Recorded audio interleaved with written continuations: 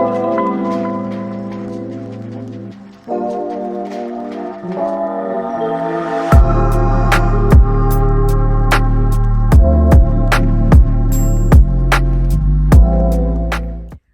you guys, welcome back to my YouTube channel. It's Kay, otherwise known as Chronicles of Kay. Thank you guys for tuning in. If I've got any new subbies, hey. But if you're watching for the first time, don't forget to hit that subscription button and join my little crew. So in today's video, I'm going to be sharing with you guys 10 things that motherhood has taught me so far. Man, it's been a journey, but I can't imagine my life any other way, and that's just vex. If you don't know me as a mother, you need to get that old version of me out of your head, because she ain't here no more. I mean, it's been a positive change, but should we get straight into the video? The first one is asking for help, and I think that is probably the most important one of the most important ones. I say that because at the beginning, I was terrible with asking for help. My mother was around, my husband was around.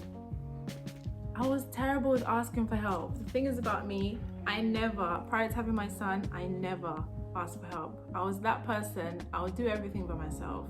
And I think it's probably got to do with some, past trauma of, I don't know, not having reliable people around me, but always used to just try and do everything myself. Like, I had that mindset, I can manage, I can find a way. So when it came to having my son, the newborn stage was so difficult because my husband was there, my mum was there, but me being Miss Know-It-All, I thought I could juggle everything. I could wake up, have Ezra in my arms, go and make breakfast, chuck in the laundry, clean the house.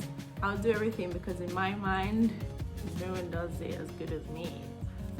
In reality, it's not practical. You just wear yourself out. If I knew then what I know now, I would have been screaming, calling everybody, help me. I'll be delegating tasks. You hear me? Ask for help if you're planning on having children. If you're pregnant, you're expecting, ask for help. Tune your mind into knowing no man is an island. You need help. You know the saying, it takes a village to raise a child. Print that out, stick it on your wall. Number 2 is prioritizing self-care. My favorite thing, and one of the things that I actually applaud myself for, which I don't do as much now my son's older, is when he was first born, I would wake up, have a shower, put my makeup on, do my skincare routine, and I just felt like control of my life at that point. So thinking back then, it makes me just want to just prioritize self-care. Let me just have some time to read a book, have a glass of wine and just chill. As a mom, you never get time to just sit down, put earphones in and listen to music. So self-care is definitely up there, and that's one of those things that I've just learned. Number 3 is don't be too hard on yourself. No such thing as a perfect mom. You just have to remember that. There's times where my day is so hectic and I end up burning Ezra's food, and that just ruins my whole day because I burnt his food. Like, you just think you're the most terrible person ever. You can't even look after your child properly. You can't even cook properly, for goodness sake. Number 4, I've become so protective. It's crazy. For example, there was a time my mom and I and my son were at the park just chilling, and these kids were walking by, and there was a fence just behind where we were sitting, and they had water pistols and they were squirting water pistols at us. So my son was getting wet by these water pistols, so he started crying. I'm thinking, are these kids stupid? Like, whose kids is these? Whose babies is these? Where are the parents?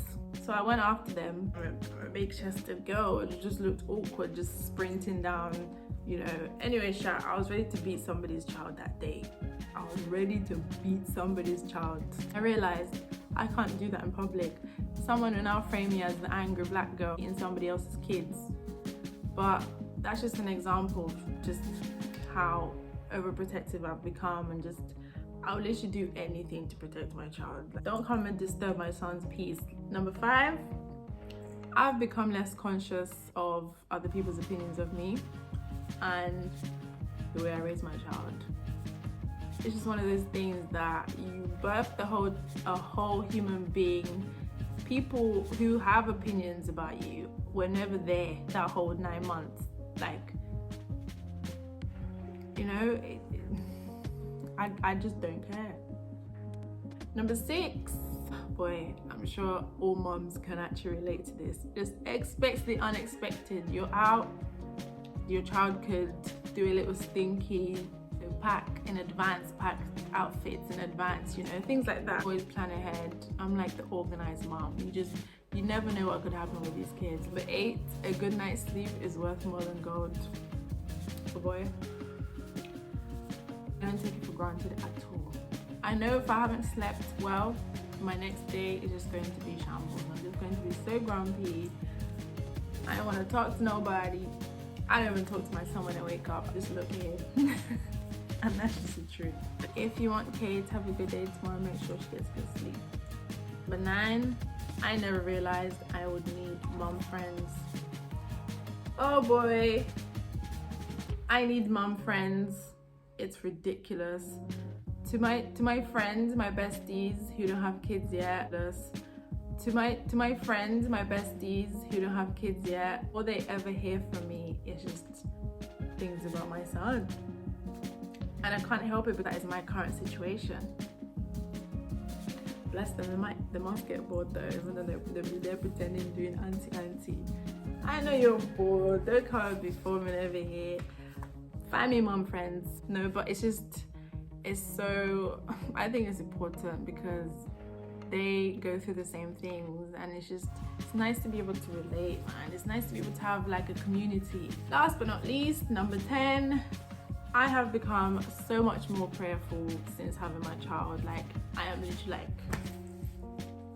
coming with my armor, like I'm ready to fight spiritual wars. If it's just my human way of being anxious, having worries, and just thinking about the future and just the type of man my son's gonna grow up to be, that I want him to just be on the straight and narrow. Is being a parent is just, you can't do it without God's help. You can't, it's impossible. To parent in this world, there's no way, you can't. With every decision you make, for me, with every decision I make, I speak to God, just guide me, please.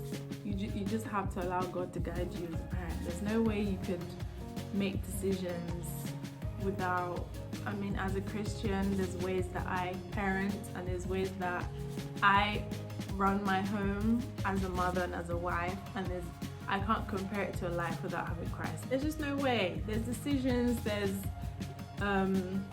choices you make in life when it comes to your family.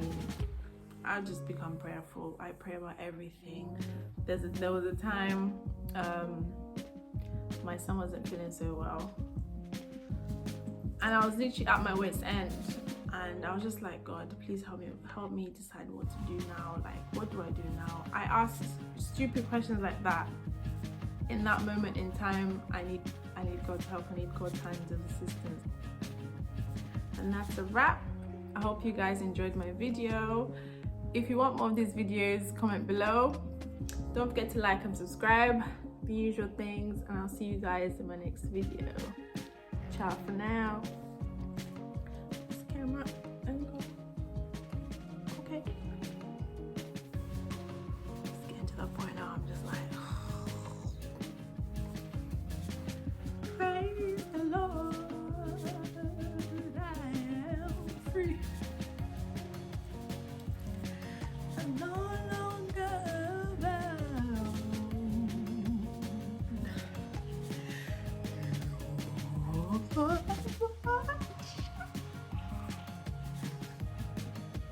That's my entire favorite of me in this life.